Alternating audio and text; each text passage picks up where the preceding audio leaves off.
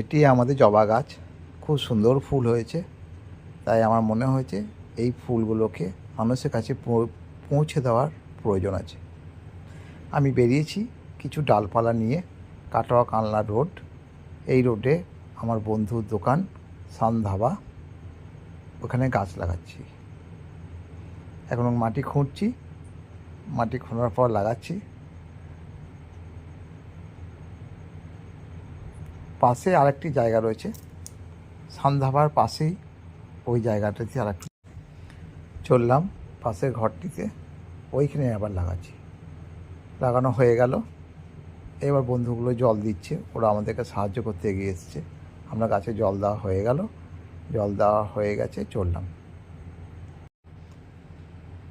ওখান থেকে এগিয়ে যাওয়ার পথে বাবা বড়রাজের কাছে সবাই জল দিতে যাচ্ছে। দেখুন, আমার মনে হয়েছে এই রাস্তার ধারে প্রচুর ফুল গাছ লাগালে পরে প্রত্যেকটা মানুষ ফুল পাবে।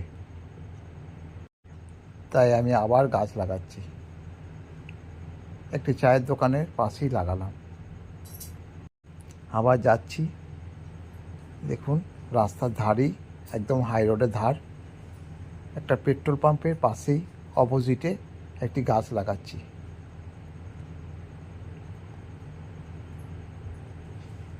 মাটি খোঁড়া হচ্ছে, আবার লাগাচ্ছি। হয়ে গেল। আমরা বেরোচ্ছি, আবার এগিয়ে যাচ্ছি।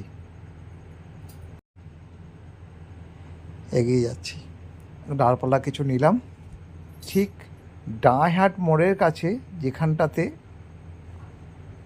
ডাঁহাট মোড়ের কাছে একটা মিল আছে, ঠিক অপোজিটে একটি শিব মন্দির আছে, ওই শিব মন্দিরের পাশেই লাগাচ্ছি। জগদানন্দপুর পাশেই একটি চায়ের দোকান, ওই চায়ের দোকানের বোনটি খুব হেল্প করেছে আমাদেরকে, চা খাওয়ালো ফ্রিতে গাছ লাগানোর জন্য। গাছ লাগানো হলো, তারপর দেখুন আমরা ওখানে চা খাচ্ছি ফ্রিতে, বোনটি খাওয়ালো, খুব ভালো লাগলো। জলও দিল, জলও খেলাম। মানুষ সত্যি উপকারও করে, ভালো কাজের জন্য সবাই উপকার করে। এই দেখুন চা দিল। আমি আর আমার মেয়ে দুজনে মিলে যাচ্ছি। আবার পাশেই একটি কররাজ স্বনির্ভ ঠাকুরের মন্দির, ওই মন্দিরে আমরা আবার গাছ লাগাতে লাগলাম হাই রোডের ধারেই। এখানে একটিও ফুলের গাছ নেই,